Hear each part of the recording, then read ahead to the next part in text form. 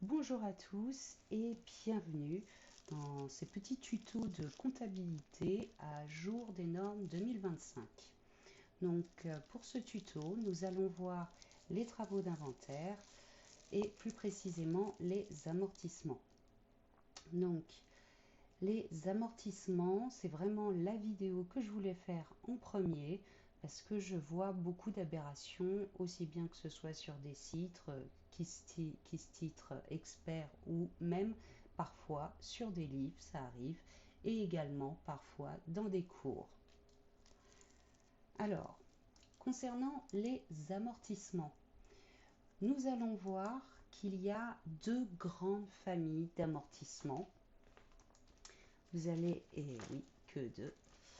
Donc vous allez voir qu'il y a les amortissements linéaires. Alors dans les amortissements linéaires, qu'on appelle également amortissement constant, amortissement comptable, vous allez retrouver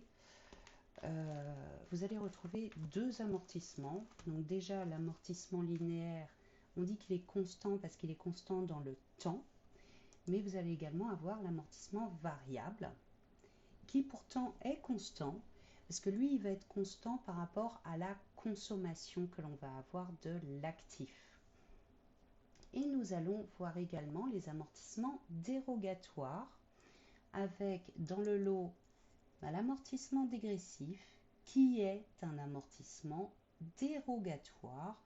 Ça, je vais énormément insister là-dessus. Donc, je vous cite le texte BOFIP qui vous le dit. Je vous invite à aller le vérifier, mais ça c'est une bêtise que je vois assez régulièrement. L'amortissement dégressif est un amortissement dérogatoire et doit être comptabilisé comme tel. Et nous verrons également les amortissements exceptionnels. Donc, nous devrions commencer par les amortissements linéaires et en fait non, on va commencer par quelques bases. Donc déjà la durée de l'amortissement. La durée de l'amortissement, elle peut être différente sur un point de vue comptable et sur un point de vue fiscal. Néanmoins, je vous recommande d'utiliser les taux qui sont admis fiscalement parce que ça va vous éviter énormément de complexité au niveau comptabilité. Donc, je vous cite quelques exemples, mais je vous invite à aller chercher les taux directement sur le site BOFIP, BOI, BIC, amortissement 10, 40, 30. C'est très réglementé, la durée de l'amortissement. Deux actifs de même nature doivent être amortis de la même manière. Par exemple, on ne va pas acheter deux voitures, une super voiture pour le patron, une voiture un peu plus moyenne pour le commercial, et se dire, oh bah celle du patron, comme il va la changer dans 3 ans, on va l'amortir sur 3 ans, et celle de l'employé, on va l'amortir sur 4 ans. Non, ce n'est pas faisable. Dans ces cas-là, les deux vont devoir être amortis sur 4 ans. Ensuite, une dotation aux amortissements est comptabilisée conformément au plan d'amortissement pour chaque actif amortissable, même en cas d'absence ou d'insuffisance de bénéfices. Et oui, même s'il y a une année où une entreprise plante, on n'a pas le choix quand même que de diminuer, enfin d'augmenter plutôt son déficit par les amortissements. Et enfin, les durées d'amortissement ne sont pas nécessairement identiques sur le plan comptable et fiscal. C'est un petit peu ce que je vous disais plus haut. À partir du moment où ces durées d'amortissement vont être différentes, il faudra passer par un amortissement dérogatoire. Donc, ce n'est pas quelque chose que je vous conseille de faire sur un plan comptable. C'est faisable, mais je ne vous le recommande pas. Si je devais situer un petit exemple, imaginons un hôtel-restaurant qui achète un château. Il se dit, bon, bah voilà, le château, il est là depuis 500 ans, il sera encore là dans 100 ans, je vais l'amortir sur 100 ans. Soit, sauf qu'il faudra passer par un dérogatoire, parce qu'un bâtiment, ça ne dure pas 100 ans sur le point de vue fiscal. Alors, ensuite, ce n'est pas toujours calculé sur un an. Donc là, nous allons voir la notion qu'on appelle prorata temporis. Donc, par exemple, l'année d'achat, vous allez acheter, on va dire au mois de juin, un actif, et bien vous ne l'avez pas utilisé pendant l'année complète. Donc, il va falloir faire une proratisation. Donc, calculer au prorata temporis le temps dont vous avez bénéficié de l'actif. Ça va être la même chose pour si vous vendez l'actif avant de l'avoir totalement amorti. Ça va être la même chose également pour la dernière année dont vous disposez de l'actif. Voilà. Et c'est également le cas pour les exercices qui ne durent pas un an. Donc, voilà, prorata temporis. Donc, c'est une expression latine qui signifie en proportion de quelque chose. Un prorata n'est pas forcément temporis. Un prorata, ça peut être un petit peu comme l'amortissement variable qu'on verra plus tard. Si je devais donner un exemple, vous allez à la boulangerie. Le boulanger, il a fait une tarte avec 6 parts de tarte à la framboise, voilà, qu'il vend en entier 15 euros. Vous allez en acheter qu'une part. Vous n'allez pas la payer 15 euros. Vous allez en payer un sixième, donc 3 euros. C'est là qu'on appelle ça un prorata, calcul au prorata.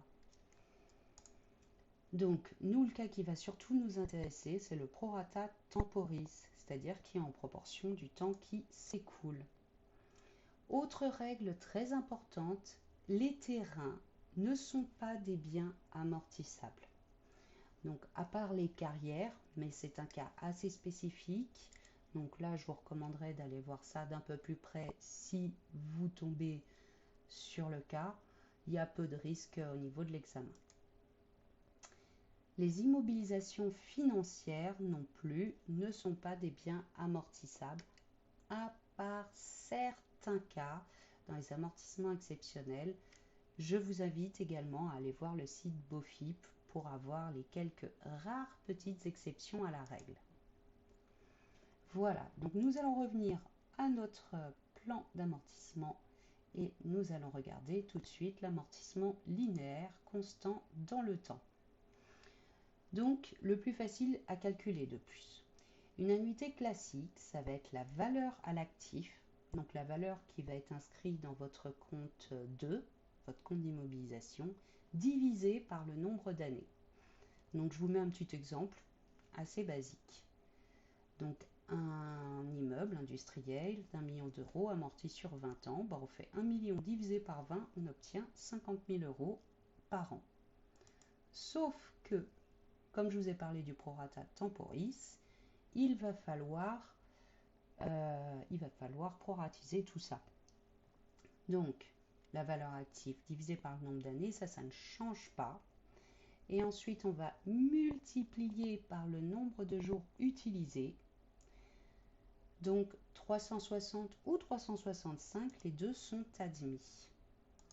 Le nombre de jours utilisés, donc le point de départ de l'amortissement linéaire, est calculé à compter du jour de la mise en service. Je vous cite le petit texte de loi parce que ça arrive très régulièrement que je voie un prorata fait par 12 mois. Eh ben non, ce n'est pas admis. À la rigueur, vous pouvez faire une simplification par 360, mais attention parce que la proratisation par 360, c'est un calcul un petit peu plus compliqué. Il faut prendre 12 mois de 30 jours. Donc pour le mois de février, par contre, ça peut poser quelques problèmes. C'est-à-dire que si vous achetez le 28 février, non, là ça fait 15 jours. Si vous achetez le 1er février, vous compterez quand même 30 jours. Voilà. Donc je vous mets un petit exemple encore. On va partir sur le même exemple qu'au-dessus pour simplifier les choses. Donc si on va acheter le 15 juin, donc là c'est pas compliqué, on va faire 30 fois 6, non, 30 fois 5, 150, parce que du coup on va exclure le mois de juin, donc juillet, août, septembre, octobre, novembre, décembre, ça nous fait 6 mois, pardon. Donc 6 mois plus 15 jours, voilà.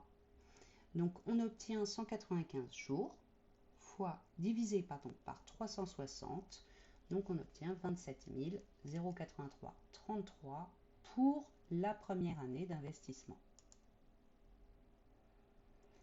Ah oui, j'oubliais, le jour de l'acquisition est inclus, contrairement au jour où on se sépare du bien qui est exclu. Alors quand je dis le jour où on se sépare du bien, ça peut être une cession, une mise au rebut ou la revente de l'actif avant de l'avoir totalement amorti. Alors, nous avons vu les amortissements linéaires constants dans le temps. Nous allons donc passer aux amortissements variables par rapport à la consommation de l'actif, c'est-à-dire en unité d'œuvre. Donc déjà, on va définir un petit peu ce que c'est qu'une unité d'œuvre. Une unité d'œuvre, c'est une sorte de mesure, c'est une unité de mesure qu'on va définir à chaque fois qu'on va en avoir besoin. Et elle va être différente en fonction du besoin qu'on va en avoir. Dans notre cas, ça va être la mesure qui va permettre de voir la consommation que l'on a de notre immobilisation. Donc je vous mets l'exemple de l'achat d'une voiture. On estime pouvoir faire 30 000 km avec. Donc l'unité d'œuvre, c'est le kilomètre. Et on va partir du principe qu'elle a 300 000 unités d'œuvre sur sa durée totale de vie. Alors ça peut être autre chose. Ça peut être par exemple une machine qui va servir à usiner des pièces. Eh bien, on va dire que la machine, elle va pouvoir usiner 1 millier de pièces dans sa vie. Et bien dans ce cas-là, l'unité d'œuvre, ce sera le nombre de pièces. L'unité d'œuvre va être variable en fonction de ce qu'on veut calculer. Donc là, c'est assez simple, on va faire un prorata tout court. Donc la valeur à l'actif divisé par le nombre d'unités d'œuvre totales fois le nombre d'unités d'œuvre consommées sur l'exercice. Donc on peut décomposer le calcul si on le souhaite, mais on arrive au même résultat. Donc, par contre, sur un calcul d'amortissement variable, il n'y a pas de prorata temporis, car c'est déjà un calcul au prorata. Donc, l'amortissement variable, c'est fait. Avant de passer aux amortissements dérogatoires, on va voir comment on va comptabiliser ces amortissements linéaires.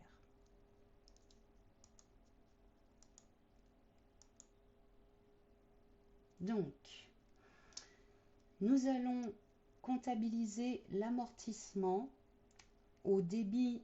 Nous allons faire notre dotation aux amortissements, donc qui va être 68,11, suivi par un 1 si c'est une immobilisation incorporelle ou par un 2 si c'est une immobilisation corporelle.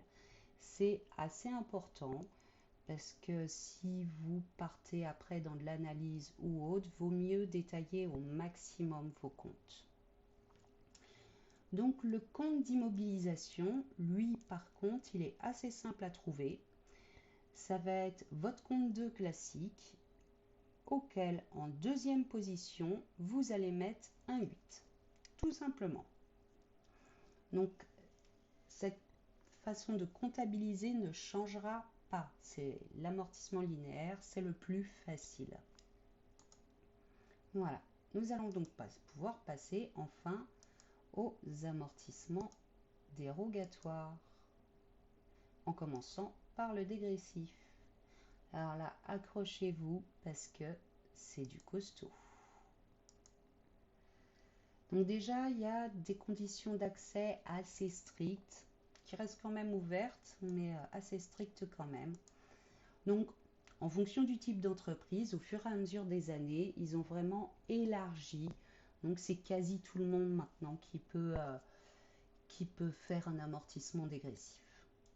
Par contre, en fonction du type d'immobilisation, il y en a énormément qui rentrent dans le champ. Donc, je vous invite à aller voir le site BOFIP. Donc, je vous cite à quel endroit exactement. Il n'y a qu'une grosse condition, voilà, c'est que le matériel doit être obligatoirement neuf. Ça, c'est vraiment la condition sur laquelle vous pouvez, lors d'un examen, être piégé.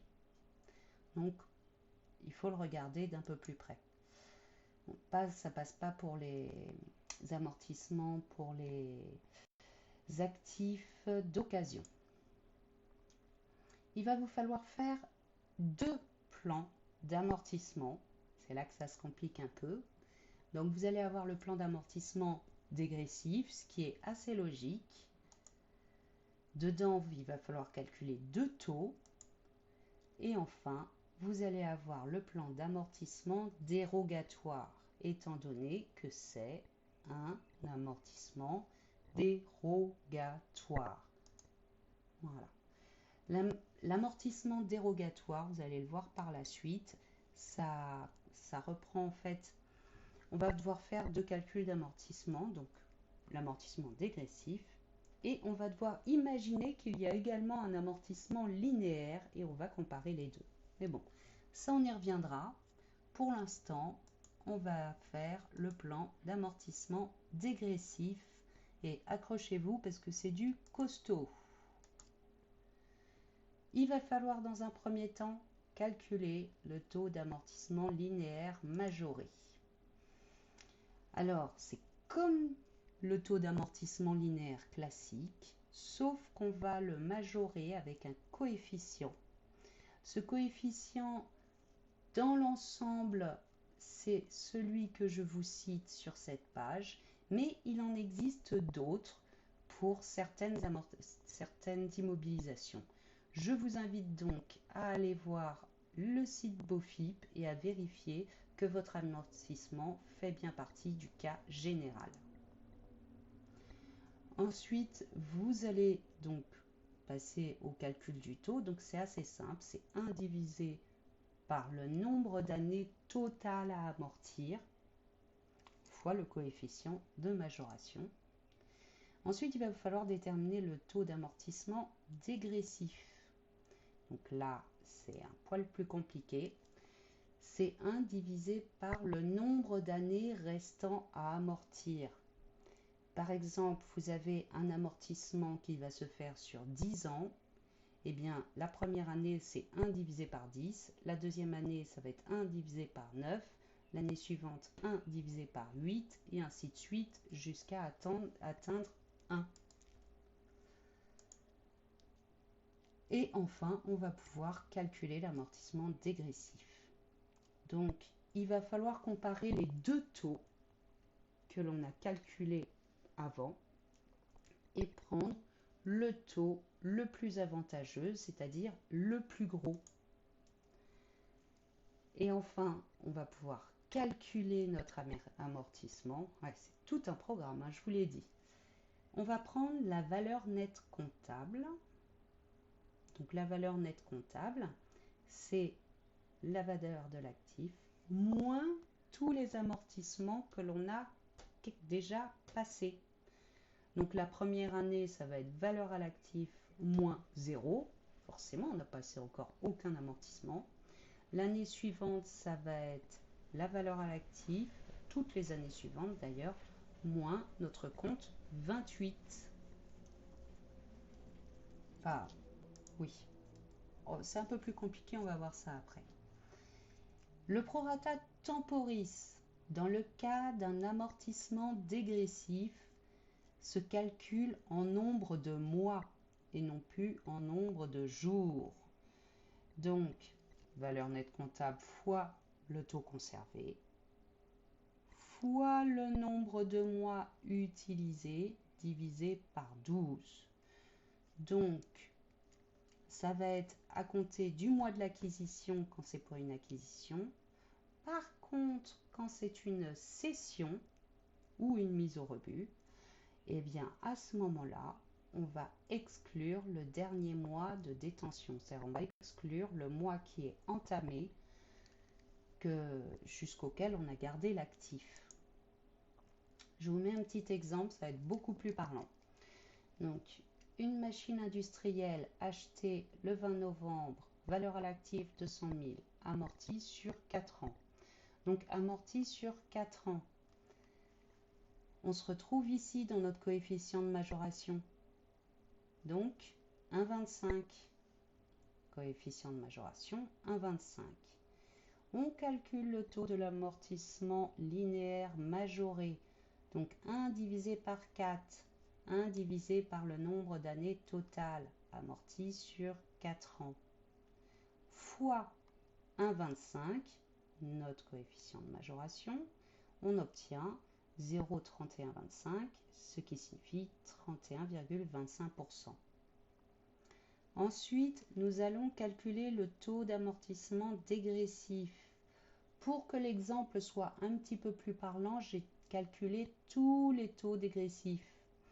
Le taux dégressif de n-1, c'est 1 par 4 ans, n 1 par 3 ans, n plus 1, 1 par 2 ans, et n plus 2, 1 par 1 an, ce qui nous ramène à 100% la dernière année. On compare les deux taux. Donc là, vous pouvez voir que le taux linéaire majoré est le plus fort la première année et que les 3 années suivantes, c'est le taux dégressif. Alors attention, là il n'y a qu'une année, mais on va dire que si votre immobilisation va être amortie sur 6 ans, 8 ans, 10 ans, ça va changer. Vous aurez peut-être plusieurs années le taux linéaire majoré qui sera le plus fort. Ce n'est pas juste la première année pour tous les cas. Là, c'est juste le cas de l'exemple. Enfin, nous passons à notre calcul de l'amortissement dégressif. Donc, pour que ce soit plus parlant, j'ai calculé 2 ans. Donc, la première année au prorata temporis, donc 200 000, valeur nette comptable, 200 000 moins 0 amortissement. Ça nous donne bien 200 000, 200 000 moins 0. Que l'on multiplie par notre taux linéaire, parce que c'était le plus fort, 31,25, fois 2 mois, parce que 20 novembre, donc on inclut novembre et on inclut décembre, divisé par 12. Et on obtient notre amortissement de l'année N-1 en mode dégressif. Ensuite, N. La valeur nette comptable, donc 200 000 moins 10 416,67, c'est-à-dire ce qui a été amorti l'année d'avant. C'est égal à 189 583,33. Enfin, on applique notre taux dégressif. On est en N, c'est le taux dégressif qui gagne, 33,33%. Donc 189 583,33 fois 33,33%. On obtient notre annuité 63 188,12.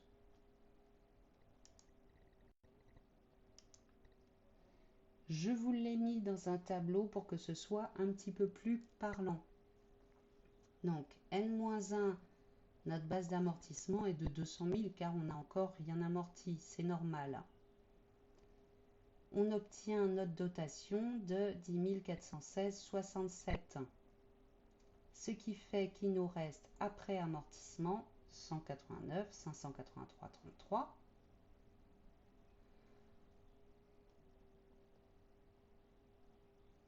On passe en année N, donc notre valeur nette comptable vient en base d'amortissement. Là, changement, c'est le taux dégressif qui est le plus fort, donc taux conservé 33,33. Notre dotation d'exercice et valeur nette comptable 126 395,21 que l'on va reporter en N plus 1 et ainsi de suite. Donc, nous avons vu le plan d'amortissement dégressif avec ses deux taux à calculer. Maintenant, il va falloir voir le plan d'amortissement dérogatoire, car c'est un amortissement dérogatoire. Donc, nous allons prendre le résultat du premier tableau que vous venez de voir et nous allons le comparer à un amortissement linéaire classique.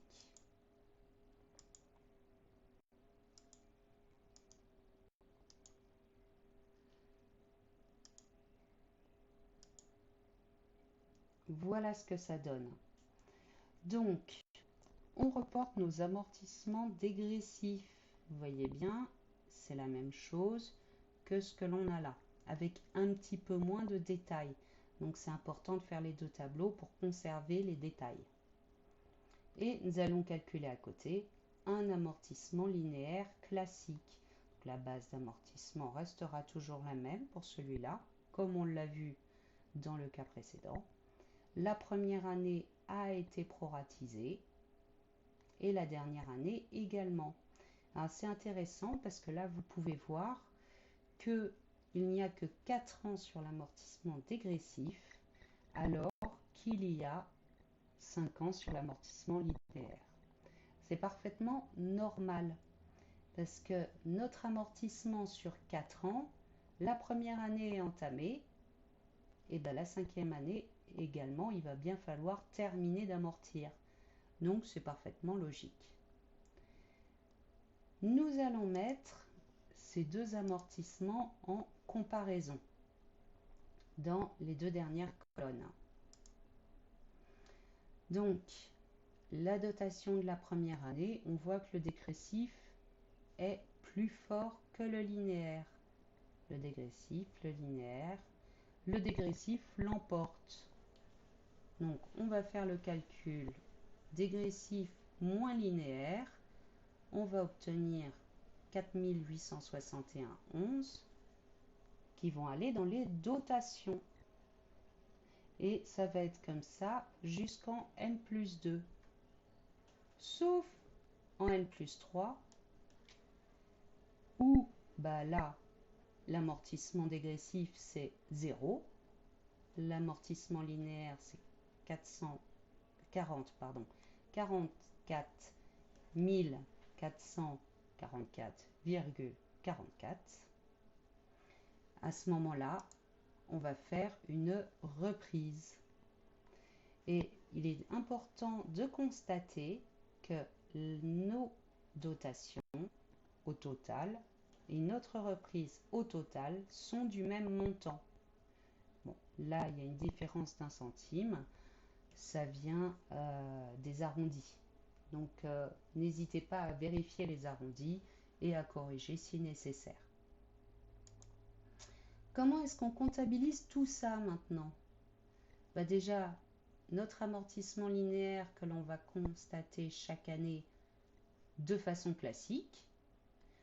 Et ensuite, les années où il va y avoir une dotation, eh bien, on va passer par un compte 68,7 qui est un compte de charge exceptionnelle. Et nous allons passer également par le crédit du compte 145. Donc, c'est une réserve spéciale. Pareil pour la dotation de n+2 où là, c'est à l'inverse. Donc là, on va avoir une reprise car le dégressif qui était de 0 € était moins important que le linéaire.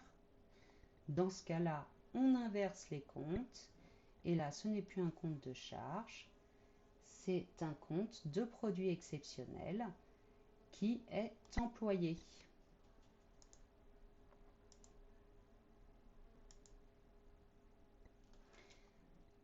Je vous ajoute également un petit texte de loi. Donc il y a déjà le texte de loi que je rabâche depuis tout à l'heure qui est un texte fiscal, mais ça existe également dans le recueil des normes comptables 2025. Il faut comptabiliser des provision réglementée quand on passe par un dérogatoire. Donc, on ne met pas tout en 28. Voilà, donc nous avons vu l'amortissement dégressif. Maintenant, nous passons aux amortissements exceptionnels. Alors, les amortissements exceptionnels passent également par des tableaux dérogatoires que là, nous n'allons pas détailler. Parce que nous allons déjà détailler les différents régimes d'amortissement exceptionnel les plus courants. Donc, immeubles destinés à l'épuration des eaux industrielles. Il fallait que ce soit avant 2011. C'est l'un des rares sur lequel vous pourrez encore tomber parce que si l'immeuble il a été amorti sur 20 ans, bah, vous pouvez encore tomber dessus. Pareil, immeuble construit contre la lutte de la pollution de l'air, vous pouvez encore tomber dessus. Mais à ce compte-là, le plan d'amortissement sera déjà établi et vous n'aurez plus qu'à poursuivre l'amortissement qui est déjà pratiqué. Celui-ci, il me plaît bien. Amortissement exceptionnel des véhicules électriques, blablabla. On le retrouve assez régulièrement dans les exercices, sauf que un amortissement que l'on fait sur 12 mois pour un actif acheté avant le 1er janvier 2010, au plus tard, vous l'avez terminé au 30 décembre 2010. Donc, vous ne pouvez pas tomber dessus.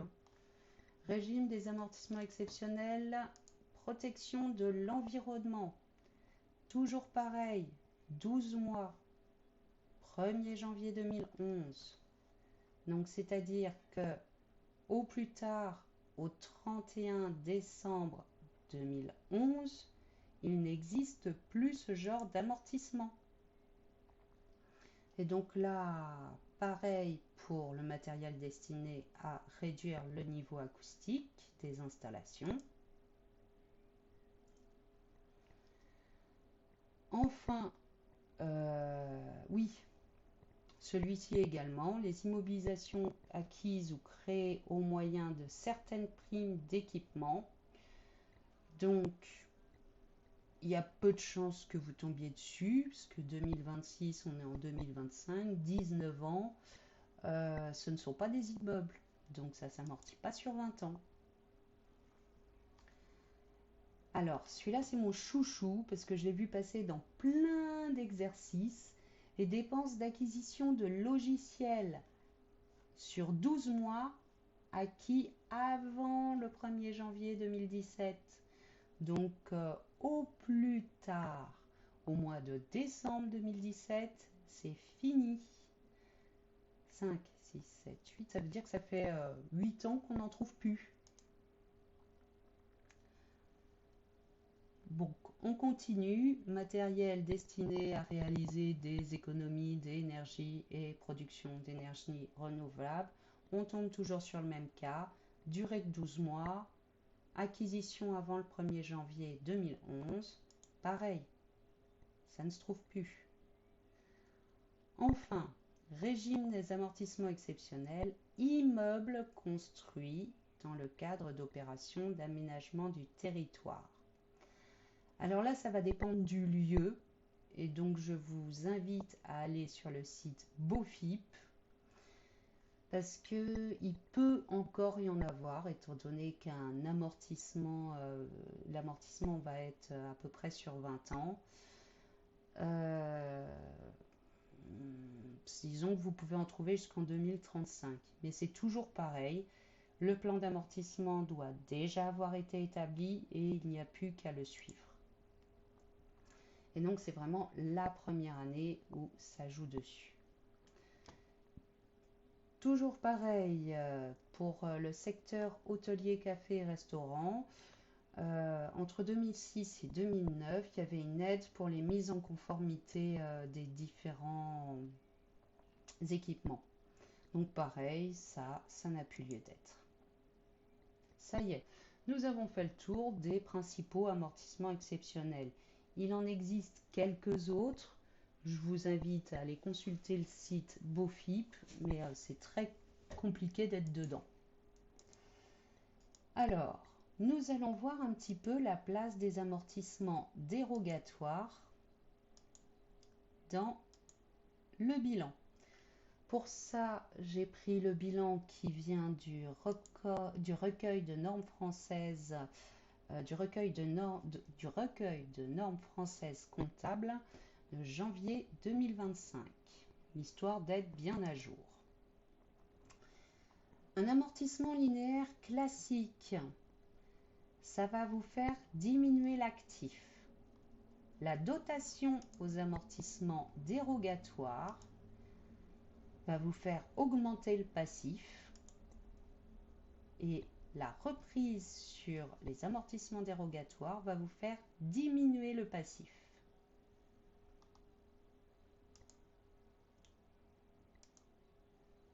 Maintenant, on va voir ce que ça donne sur le compte de résultat.